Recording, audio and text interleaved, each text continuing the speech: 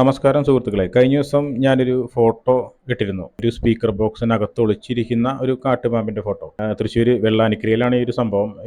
ഈ ഒരു സെയിം വീട്ടിൽ നിന്ന് തന്നെ കഴിഞ്ഞ ഒരു 2-3 മാസം മുന്നേ ഇവരുടെ വീട്ടിലെ അടുക്കളയിൽ നിന്ന് ഇതേപോലെയുള്ള ഒരു കാട്ടുപാമ്പിനെ റെസ്ക്യൂ ചെയ്തിട്ടുണ്ടായിരുന്നു. അപ്പോൾ ഈ വീടിൻ്റെ അവസ്ഥ നിങ്ങൾക്കിപ്പോൾ ഈ വീഡിയോയിൽ നിങ്ങൾക്ക് കാണാം.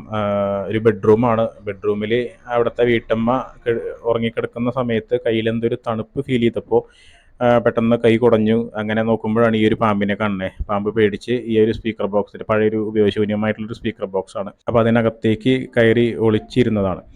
അപ്പോൾ നിങ്ങൾ എല്ലാവരും പ്രധാനമായിട്ടും ശ്രദ്ധിക്കേണ്ടുന്നൊരു കാര്യം, നമ്മൾ വീടിൻ്റെ അകമായാലും പുറമായാലും വളരെ വൃത്തിയായിട്ട് ഇതുപോലുള്ള ഉപയോഗശൂന്യമായിട്ടുള്ള വസ്തുക്കളൊക്കെ ഉണ്ടെങ്കിൽ അതൊക്കെ ഒന്ന് മാറ്റി, പ്രത്യേകിച്ച് നമ്മുടെ കിടപ്പ് മുറിയിലൊക്കെ എങ്ങനെ ഒരു സാഹചര്യം ഉണ്ടെങ്കിൽ തീർച്ചയായിട്ടും അവിടെ എലികൾ വരാനുള്ള സാധ്യതയുണ്ട്. സ്വാഭാവികമായിട്ടും എലികളെ ഫോളോ ചെയ്തിട്ട് വരുന്നതാണ്.